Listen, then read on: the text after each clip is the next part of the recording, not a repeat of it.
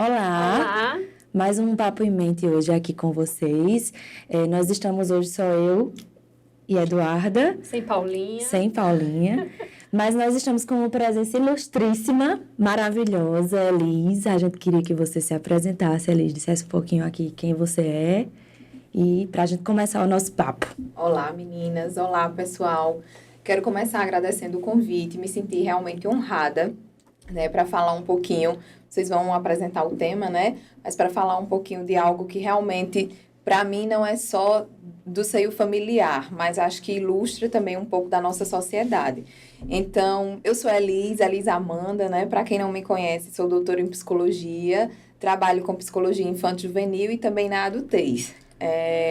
Fui docente das meninas, tive essa honra de participar um tempo da vida delas como coordenadora, como professora, e hoje, para além de colegas de profissão, que daqui a pouco elas serão psicólogas, somos amigas e estou aqui para essa manhã, né, de troca, e espero que seja de muito proveito para todos nós. Com certeza, vai ser honra, maravilhoso. Né? Ter Uma honra aqui tê-la na nossa, aqui. dividir a mesa Isso. com a gente. E hoje vamos dar sequência, né, ao filme Encanto.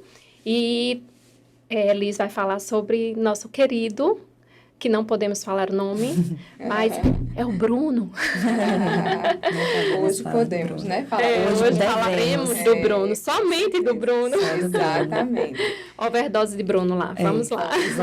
Vamos lá. O filme, ele desperta, né, a curiosidade, inicialmente, sobre o personagem. E o que começou me chamando a atenção foi na porta do quarto dele, aquele aspecto ruim, maldoso, nas feições do Bruno, quando a câmera direciona para a porta do quarto dele, né? E quando a gente começa a caminhar ao longo do filme, né, do enredo, percebemos a função do Bruno. O Bruno prevê o futuro e, consequentemente, não previa só coisas boas, né? Havia ali coisas ruins também. E ele começou a despertar naquelas pessoas, certamente, angústia, ansiedades. Acho que né? medo também, né? Medo em Muito. detrimento. O que é que a gente percebe? A família, né? Por mais que seja uma família que tinha domínio sobre a magia, que conseguia inúmeras coisas com seus poderes, mas eles não tinham domínio sobre tudo. Sim. E Bruno veio para quebrar isso aí exatamente. Isso. Né? E o que me chama a atenção é, Bruno veio tirá-los do controle. Literalmente. É.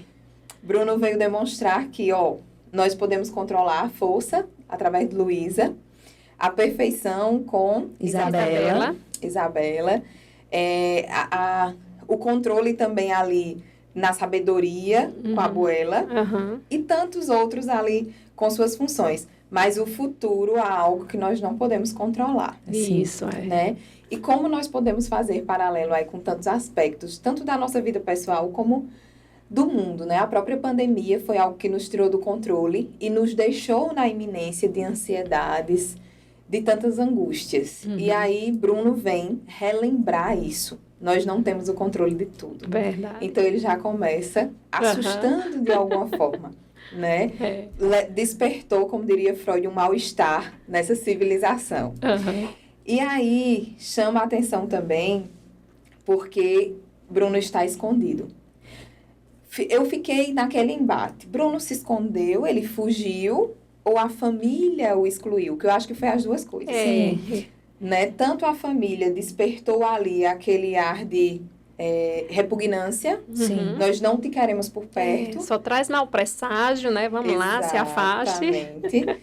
Como ele se colocou também nesse lugar, que é o que a gente chama na psicologia de autorresponsabilização, né? Não podemos só culpabilizar a família, né? Exatamente. Porque ele também se permitiu ficar naquele lugar. Apesar de que a gente sabe que se ele abrisse aquela porta e colocasse o rosto de fora, já despertava todo. Seria um caos. Um susto, um caos, exatamente. Não só na família, mas no vilarejo. Sim. Né? E aí, gente, uma coisa que também me chama a atenção, antes de eu falar do aspecto físico do Bruno, vamos falar um pouquinho de aceitação incondicional. Eu ia deixar esse ponto para o final, mas vamos trazer para o início, porque ele também ele é raiz para os outros. É interessante que eu vou fazer uma analogia com um conto do rei Arthur, que se passou também em torno da magia. O rei Arthur era um rei que, assim, perdão, ele não era rei. Existiam soldados que lutavam para se tornarem reis de um certo lugar. E aí, isso era lá na realidade britânica, né? É uma história de ficção, é um conto, mas lembrei muito assistindo o Encanto. E o rei Arthur estava na luta, assim como outros, ele se tornou rei depois, né? Mas assim como outros soldados, combatentes, ele queria aquele reinado. E certo dia um sábio chegou com uma mulher com o rosto coberto, e ela lembrava aquele aspecto justamente assustador, fúnebre e escondida, como Bruno, né? As vestes escuras, lembrando muito aquela coisa de eu não quero ser vista ou vocês não podem me ver. E um sábio chegou no meio da batalha e disse: vencerá a batalha quem se casar com esta mulher. Ela se tornará a rainha, esposa do rei. E todos se entreolharam e disseram, né? Não, eu não quero. Começou aquele murmurinho. E o rei Arthur disse: bom, eu desejo tanto esse reinado que eu aceito casar com ela.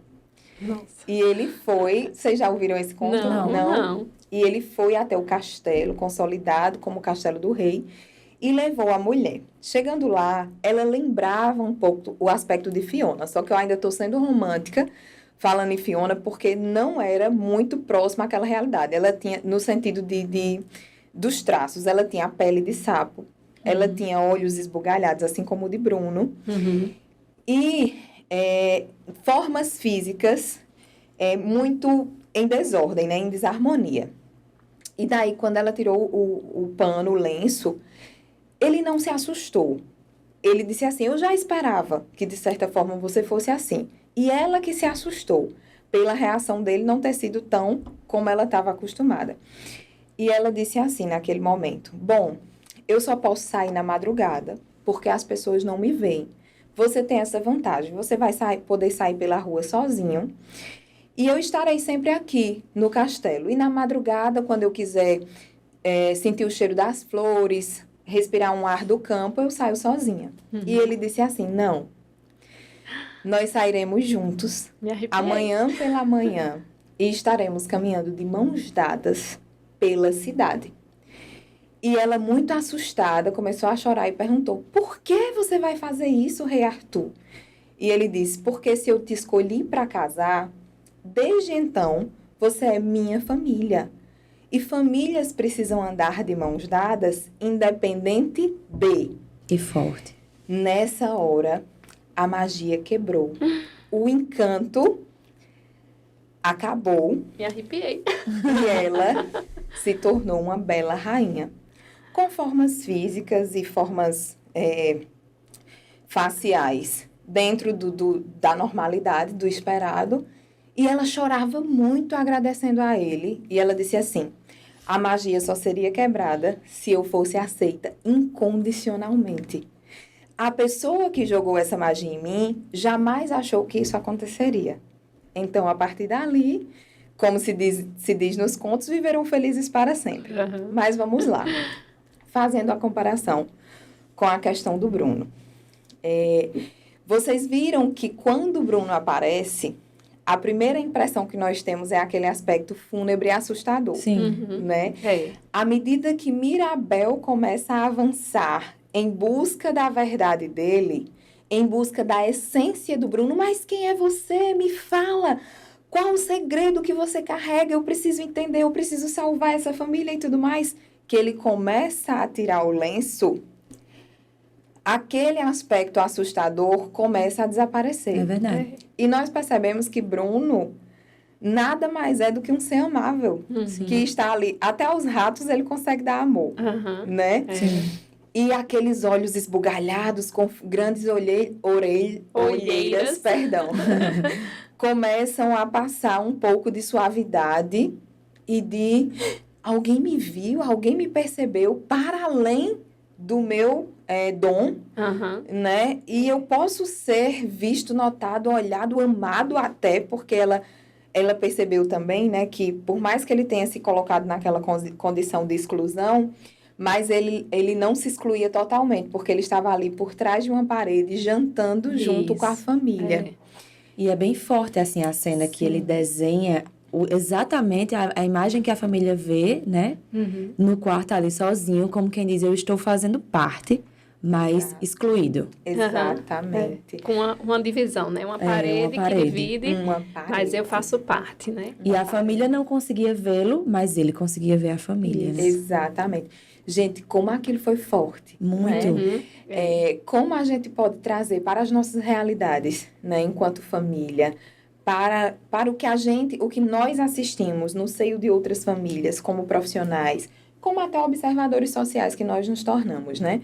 Por exemplo, no aspecto pessoal mesmo, dentro da minha casa, não tenho receio nenhum de falar isso, da minha casa enquanto família, instituição pai, mãe e minhas irmãs, nós tivemos um momento, um processo de transição desse, enquanto irmã minha se declarava homossexual, né?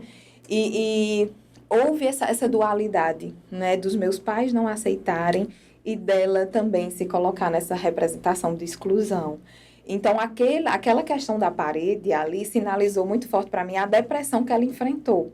Porque quando ela se colocou no quarto, ao lado da sala de jantar, ela dizia, eu queria estar aí, mas eu estou com depressão. E a depressão era aquele embate interno, aquela fogueira interna dentro dela, dizendo assim, eu estou aqui sinalizando que tem vida, porque é uma coisa que eu digo muito forte aos meus pacientes. A depressão muitas vezes sinaliza a perda do sentido de vida, né? Isso. Mas se há algo incomodando, é porque há movimento. Uhum. Então, se há movimento, é porque a gente ainda pode resgatar esse sentido, né? E, enfim, voltando para a realidade do Bruno, eu fiz essa analogia, essa comparação com o aspecto da minha família pessoal, porque depois, trazendo ainda a questão do desfecho, né? Depois que nossa família olhou para a condição da minha irmã com aceitação incondicional e venha, nós te queremos perto, nós vamos te acolher e te ajudar, isso foi uma quebra que parece, de fato, uma quebra de magia, né? Mas é uma quebra justamente dessa muralha subjetiva e física que divide. E as coisas fluem. As pessoas começam a mostrar a sua utilidade, como o Bruno fez. Olha, eu posso, naquela conversa que Mirabel está tendo com a abuela no Rio, né? Que ele chega ali como para defendê-la, né? Exatamente. Olha, a culpa não é dela, foi minha, fui eu que vi, né? Eu acho que ele já está tão, assim, acostumado a ser a culpa, né? Ele é a culpa de todos os problemas. Pronto. Que ele quer poupar Mirabel de estar no lugar dele. E principalmente porque Mirabel não tem dom nenhum, né? Isso. Para os outros, né? Ela não tem dom nenhum. Então, ele já olhava para ela, né, ela já sabia que a Mirabel era excluída também como ele, né, porque ele estava ali escondido, mas ele estava vendo a logística da família e já havia essa exclusão que havia com ela. E né? ela já carregava um peso por isso, né, e eu acho que ele também entende que ele já carregava um fardo muito pesado. Exato. Tipo assim, ela não precisa disso, eu carrego sozinho. Exato. E eu vejo também nele essa questão de ser muito solitário. Sim. E não apenas no lugar ali sozinho, mas desde a hora que entra no quarto dele, que dá aquele aspecto de deserto, de solidão Isso, mesmo. Eu tô aqui sozinho, aquela coisa que você olha para os quatro cantos, você não vê nada, é uma areia eterna. O deserto é esse lugar de solidão, né? Porque para chegar no quarto mesmo dele tem uma escadaria enorme, você vê. Difícil, é uma né? coisa difícil de acesso, não é uma coisa fácil. Sim. O filme nos traz muito aquela reflexão também sobre identidade. Né? Quem sou eu frente ao mundo? Quem sou eu no vilarejo? Quem sou eu para a minha família? A abuela, naquele papel muito exigente, né? Ela traz a necessidade também neles, que aí não podemos tirar o critério da autorresponsabilização. Ela exigia, mas eles se permitiram. Claro, também, desde o nascimento, vendo toda aquela configuração familiar, ela muito exigente ali naquela sistematicidade de tudo correr perfeitamente. E ele absorve essa identidade, justamente, eu sou o culpado, eu sou o assustador, né? E o interessante é que parece que ele não teve tempo de contestar, que naquele momento ele chega muito rápido, ofegante, né? Ela não teve culpa. Como se fosse assim, enquanto der aqui, nos segundos que eu tiver, eu vou contestar e sumir, né? E a abuela surpreende com o abraço, que quebra, né? O abraço que quebra, em outras palavras, eu te aceito, vem, tu tens meu colo, né? E quantas vezes também nós não perpassamos, vivenciamos, observamos que muitas vezes nós colocamos as pessoas em um lugar que elas não conseguem contestar, né? Que elas até tentam, mas o que é que eu escuto muito, por exemplo, né? Tanto enquanto profissional, às vezes fazendo uma escuta aleatória, mas é assim, é do contra, né? A pessoa é do contra, às vezes até mesmo dentro de um relacionamento, né? Meu marido é do contra, ou minha esposa é do contra, meu filho é do contra. Nós fomos a um passeio de barco e meu filho não quis tirar uma foto. Mas aí o que é que o filho escuta em casa? Você não participa, você vai, para todo evento de família você estraga, mas o menino tá lá no passeio de barco. É um exemplo aleatório, viu, gente? O menino tá lá no passeio de barco. Olha o esforço que ele tá fazendo para estar em família. Então, naquele momento, vamos tentar ser o mais leve possível. Não enfatizar que ele não quer tirar foto. Vai lá, discretamente, né? Quer tirar foto? Não, então tá tudo certo. Tá tudo bem, né? E aí, mas não. Essa ênfase, justamente, em não podemos falar sobre o Bruno. O Bruno é o abominável, o Bruno é isso, só reforça, valida, né, como dizemos na TCC, essa condição de que você não presta para ficar perto, você não serve para isso. Porque você não é como eu queria que você fosse. Perfeito. Né? Você não se adequa às minhas expectativas. Né? Isso é muito forte, principalmente para nós, que somos mães, né? Nós sabemos que a nossa autoridade de fala sobre a vida dos nossos filhos é muito forte, né? Então, quando a gente espera alguma coisa deles, que isso não é... Pronto, eu até repostei ontem à noite nas minhas redes uma fala de uma mãe dizendo assim, o quanto nós frustramos nossos filhos quando nós atribuímos que eles não fizeram algo e mexeu com nossas emoções. Por exemplo, você não quer me abraçar, eu estou triste.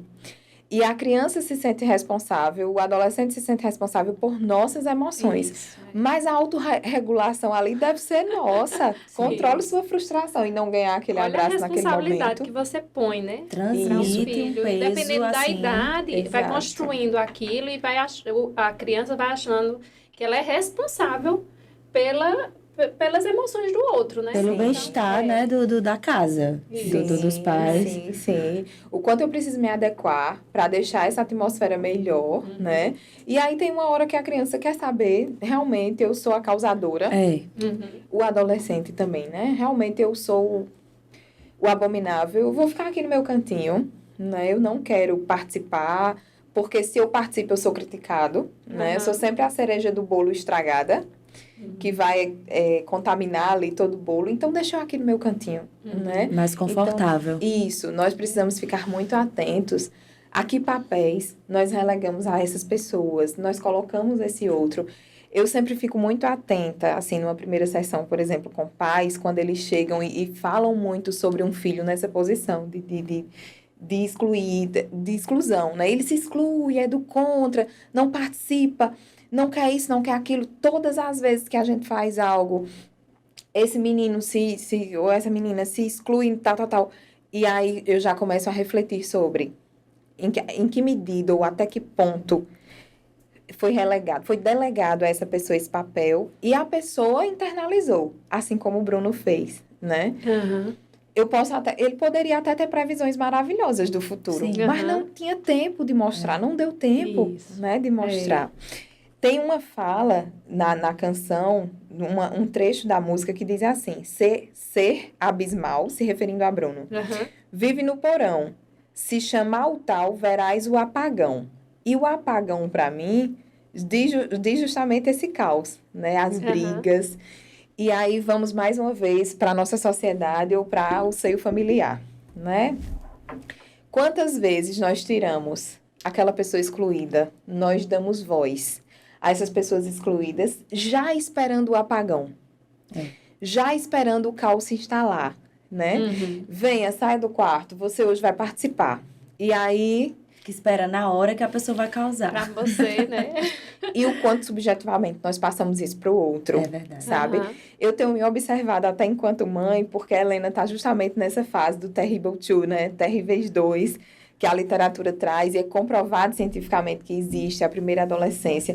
E aí, às vezes, a gente tá num restaurante bem silencioso, só com aquela música clássica, e aí a Helena começa, mamãe, papai, quero assistir.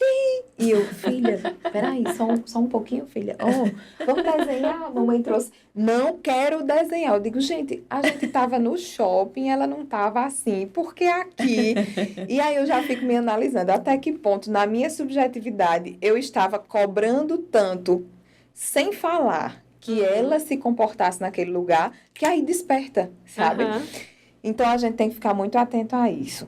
Eu trago também um paralelo, já falei em sociedade, mas não falei exatamente do que isso me chamou a atenção. Na psicologia social, como psicóloga social que também sou, né, eu precisava falar um pouquinho sobre isso. Na psicologia social, no livro de Jorge Valla, ele traz, né, Jorge Valla, um grande exemplo, referencial, né, da psicologia social, ele traz o seguinte, que de forma muito subjetiva, ou seja, inconsciente, muitas vezes, nós não temos, assim, as claras, né? Não tem um outdoor escrito aqui que nós faremos isso. Mas é aprendido, é passado de geração para geração, que nós tratamos a sociedade entre seletos, pessoas que merecem a nossa atenção, e o lixo social. E nessa questão do lixo social, nós vamos passando, né, para os que vão chegando, que, por exemplo, o mendigo, o drogadícito, o pedinte, o que quer que a profissional do sexo não merece nossa atenção. É uma pessoa que está enquadrada dentro, ele chama, entre aspas, claro, o lixo social. Porque o lixo no sentido de inutilidade que nós delegamos esse papel de não serventia, né, para nós. E aí, tantas vezes, o Bruno me lembrou isso também. Por quê? Quem disse que Bruno não servia? Quem disse que essas pessoas, socialmente falando, também não têm aí um aspecto de utilidade? Seja elas quem for, né? Seja o pedinte, seja até mesmo o que a gente vê, né? Infelizmente, parece ficção. Eu digo, será que eu estou assistindo aquele jornal sensacionalista? Recentemente, uma mulher estava sendo feita de escrava numa casa de família, e mais esqueci o nome que se dá agora, mas era prisão. Ela estava presa, trabalhando para essa família, e não recebia nada por isso, apenas a comida. E quando ela deu entrevista, ela disse de forma muito restrita também. Nos dias de hoje, né? Então, que lixo social é esse que nós precisamos relegar, denominar esse outro, colocar esse outro nessa posição? Como um objeto, né? Isso. E muitas vezes, muitas mesmo, aí em caixa alta esse muitas, esse outro não tem o direito nem de contestar, né? De se abrir a uma explicação, ou até mesmo não sei se explicação, porque se justificar para quê e para quem, né? Como o Bruno, se ele se justificasse ali, não sei se adiantaria. Eu acho que já fica, assim, subentendido um lugar de inferioridade. Eu nem mereço falar, né? E a gente vê isso em pequenas coisas, foi muito bem colocado. Eu me lembrei de algumas situações, assim, muitas vezes a pessoa, numa família, assim, tem uma pessoa que trabalha na minha casa, aí na hora do almoço, o que sobra da comida, essa pessoa vai comer. Isso. O serviço, a pessoa que está limpando o jardim, que está fazendo... Depois, o que sobra? Qual é a diferença daquela pessoa? Sim. Por que ela não senta à mesa com você? É uma coisa muito pequena, mas é um costume da maioria da sociedade. E isso é exatamente isso. É um pouco dessa exclusão. E eu já vi cenas de tipo assim, venha, sente aqui à mesa, e a pessoa dizer assim, não, depois eu como. Pode comer. Como dizer, eu não mereço, eu não sou digno de sentar à mesa com você. Poxa, qual a diferença que existe, né? Assim, isso é muito pesado. Exatamente, Camila. Dessa forma. E aí, eu não sei nem se a gente pode falar em autorresponsabilização. A pessoa ser chamada e não querer sentar. Porque já é justamente, eu internalizei esse papel e eu não sei justamente se é uma autorresponsabilização desse outro. Vamos responsabilizar esse outro. Porque de tanto escutar, assim como o Bruno, de tanto Assim como o ouvir, Bruno, né? Eu prefiro me proteger. Aquele exemplo no final, ali, quando ele estava com Mirabel, não no final, no meio da história. Mirabel diz a ele, ele diz assim, ele dá as ordens, diz o que ela precisa fazer, né? Orienta para abraçar a Isabela. Aí ele diz, pronto, eu vou me embora. Depois você vem me visitar, Sim. né? Aí ela fez, não. Depois que eu recuperar a casa, eu vou trazer você de volta para a família. Né? Mas ele já estava excluído ali. Mas ele gostou da presença dela na vida dele e queria que ela voltasse, né? Exatamente. Mas Mirabel foi além, né? Sim, sim. Vamos, não. Mas ele se colocou nesse lugar, né? Não mereço estar ali com vocês. Sim, sim. E perceba, né? Eu posso, nas entrelinhas, o que é que fica? Bruno dizendo a Mirabel, eu sou capaz de amar, né? Volte, que eu consigo aqui ter uma troca de qualidade com você. Você me fez bem, eu posso te fazer bem, né? E se de fato nós nos abrirmos a perceber, né? Qualquer pessoa, teve uma época que não enquanto profissional de psicologia, mas enquanto cristã, eu frequentei um presídio feminino, lá em João Pessoa, né? E a coisa mais forte que ficou em mim era a fala de algumas mulheres dizendo assim, como você consegue olhar nos meus olhos sem ter medo? E eu dizia assim, mas você não me passa medo. Mas as pessoas têm medo de mim. Ninguém olha nos meus olhos. E aquilo para mim foi muito importante enquanto pessoa, enquanto cristã, mas também para o meu seio profissional serviu muito, porque quando eu enveredei pela psicologia social no mestrado, eu lembrava muito dessas falas, e aí teve tempo que nós precisamos frequentar nos estágios, né? Alguns centros de referência em militância, em grupos minoritários, e acontecia da mesma forma. Não era só um traço das presidiárias, mas também acontecia de grupos LGBT mesmo, dizer assim, quando em algum momento eu era psicóloga já, mas descobriam que eu era cristã. Como você é cristã e me olha dessa forma? Que associação é essa, né? Que nós temos que excluir vocês. E da mesma forma acontecia às vezes de dizer assim, eu tenho vergonha de ir para um psicólogo, porque eu não sei se realmente é como se não se encaixar, se não se sentisse se encaixando no direito, às vezes até, sabe? Eu não sei se eu tenho direito. E a gente precisa ficar muito atento. É verdade. Vocês que daqui a pouco serão profissionais, nós enquanto pessoas, família, o que quer que seja, né? Quantas vezes nós passamos subjetivamente, sem falar, né? Como eu passei para Helena no restaurante. Como a família passava para Mirabel na hora das refeições, que tinha um visitante, né? Aquela tensão de olhar para o outro e dizer assim, se comporte, não saia da linha. E a pessoa, de repente, ali se sentir tão mal, né? Que não se sente adequada, nem aceita. Esteja dentro dos padrões do ambiente. Isso. Como padrão, escraviza, né? Tanto a nós, que esperamos do outro, como esse outro que não se adequa. E aos que se adequam, basta lembrar de Isabela, a perfeita das flores, como ela era escravizada, né? Era outra prisão, né? E eu acho curioso, assim, essa história dos padrões em casa. Porque, para mim, a casa, ela traz a ideia de liberdade. Ali é o meu lugar. Ali é o lugar onde eu vou ter a liberdade de ser quem eu sou. E, assim, se você está numa festa, você precisa mudar o seu comportamento. Você precisa se adequar. Se vai para um lugar formal, você tem que se comportar de forma formal. Se você está entre amigos, você pode ser mais tranquilo, rir, conversar, falar alto, gritar. Mas em casa, não existe esse lugar. E eles colocam isso para Mirabel em casa. Eles colocam o Bruno nesse lugar em casa, em família, né? Isso. E a gente faz isso em casa. Se adeque. Se você não se adequar, você não faz parte disso, mas você é isso. Aqui é a sua casa, é a sua família também. E a gente faz isso de forma subjetiva, de forma... Concordo. E Bruno, ele se colocou nesse lugar, né? Sim. E a família também. Exatamente. O quanto família precisa ser âncora, né? Eu posso voar, alçar voos altos, mas eu tenho que ter um lugar para ancorar. Exato. E nesse lugar para ancorar, é necessário que eu tenha liberdade. Pra Liberdade ser quem para eu sou. ser quem eu sou, Exatamente. exatamente. E quantas vezes no seio familiar, onde nós somos mais afetados e escravizados a entrar nesses padrões. Olha, fulano vai chegar. Por favor, não quero que você invente de sair do quarto e me fazer vergonha, É gente. verdade. Não, aqui é sua casa, seja quem você é. Se fulano não se adequar à nossa realidade, eu sinto muito, né? Aquilo que a abuela fazia, tentar passar para a vila tanta perfeição. Perfeição, exatamente. Né? E muitas vezes essa identificação vai acontecer fora das nossas casas, né? Por quê? Porque é onde a gente vai ter liberdade de ser. É o que acontece muito na adolescência.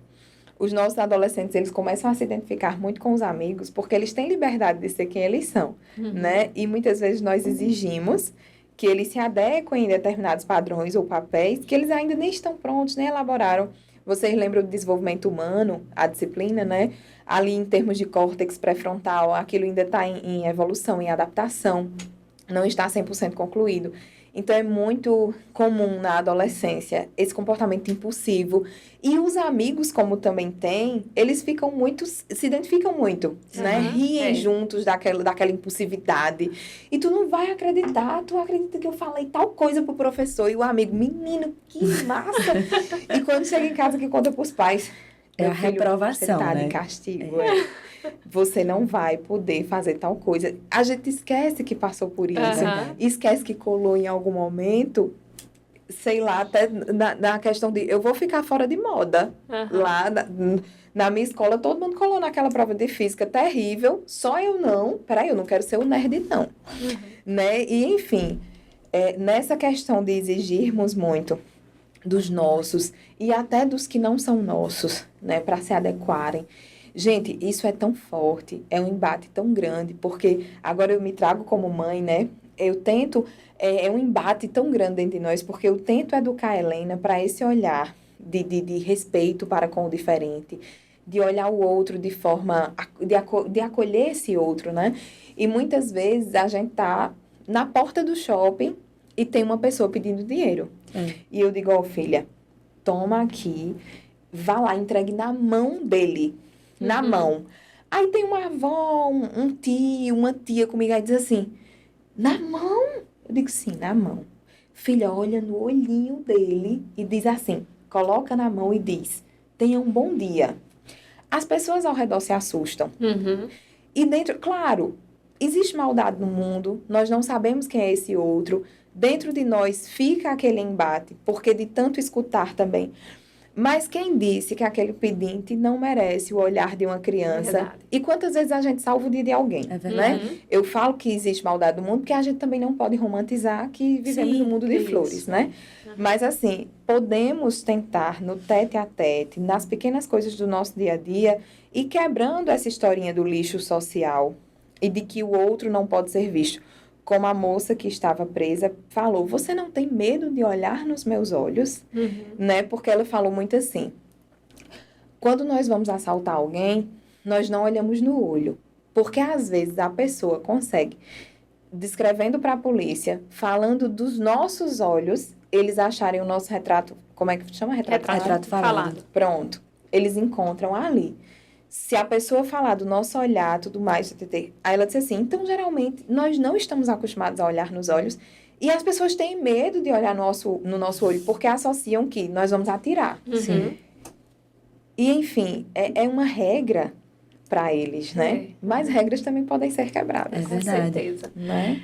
E para finalizar aqui, Elis, me diga uma coisa. Como podemos ser mais Mirabel Sim. na vida de Bruno e como podemos deixar de ser Bruno, né? Abandonar essa decisão de ser Bruno na vida, né? Eita, vamos lá. Como podemos ser mais Mirabel? Eu acho que basta nós tentarmos dar um olhar de mais respeito sobre a condição do outro. Para além da condição de Mirabel querer provar quem ela era para a família, sobretudo para a avó, ela teve respeito para com Bruno. Ela teve medo a princípio, mas ela enfrentou, entrou e olhou nos olhos. né? Ela quis ver quem era Bruno. Então, eu acho que a palavra de ordem da relação dela para com ele foi: eu te respeito, Sim. eu te aceito, independente de. Uma escolha, né? Isso. Ela fez a escolha que a família, o resto da família não fez. Perfeito, exatamente. E a questão de Bruno para com os outros, repete só a parte de Bruno, a pergunta.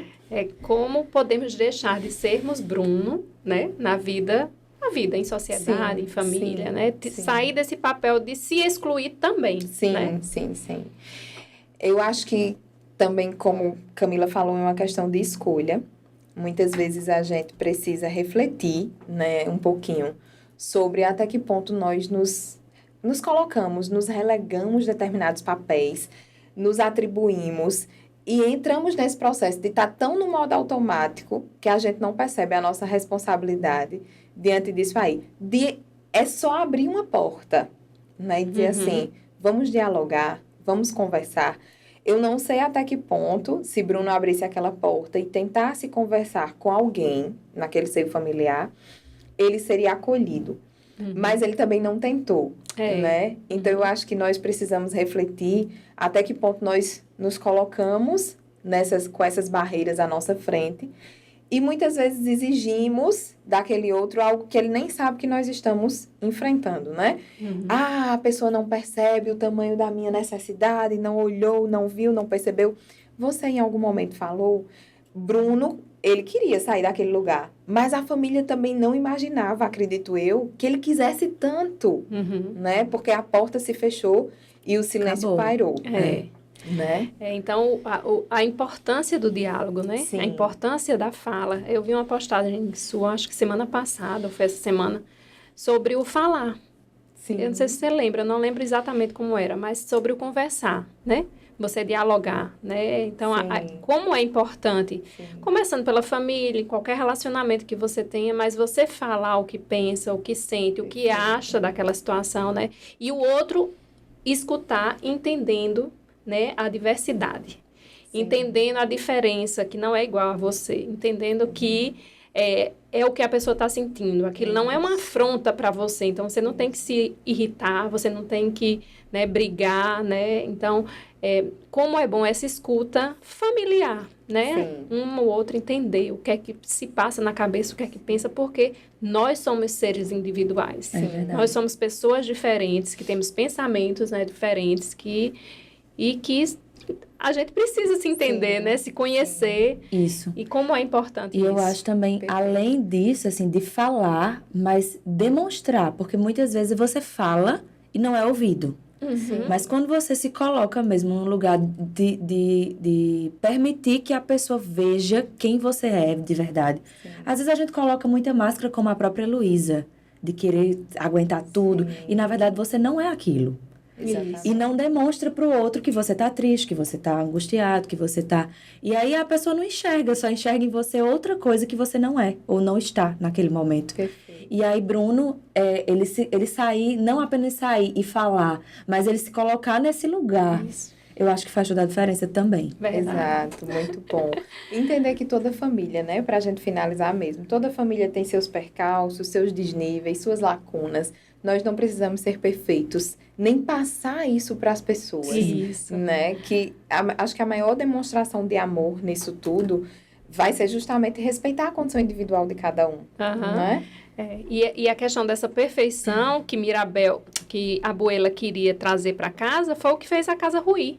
Né? Porque as pessoas não podiam ser quem elas realmente eram, né? Ela queria uns personagens ali que caracterizavam o dom de cada um. Mas a sua fraqueza não podia ser mostrada, né? Suas questões não podiam aparecer. E isso fez a casa ruir e, no final, cair. Né? Uma mentira, né? Uma vida fundamentada na mentira. E quando aquilo veio, claro, até para a vila, né? Sim. A vila veio e ajudou a construir a casa novamente. Exatamente. Né? E ali, quando construiu tudo, todo mundo participou, cada um viu suas fraquezas, que não precisava ser só o dom, né?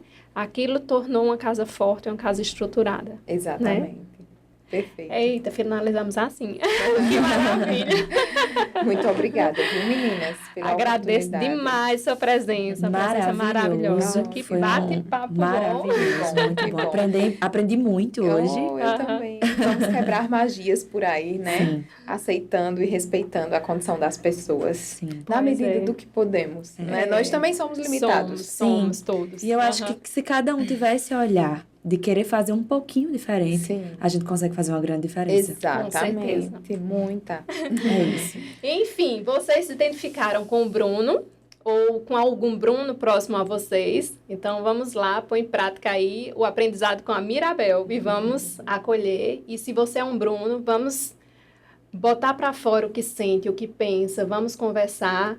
E estamos aqui para isso, né? Você se identificar e caminharmos juntos. Sim. E foi ótima a presença aqui de Elis. Espero que vocês tenham gostado. Nos sigam nas redes sociais, Isso. no Instagram, no YouTube, Spotify, tamo lá. Sigam a Elis também, as postagens dela são maravilhosas. E é isso aí. Nós somos diferentes, mas mas o papo é em mente. Arrasou. Tchau, gente.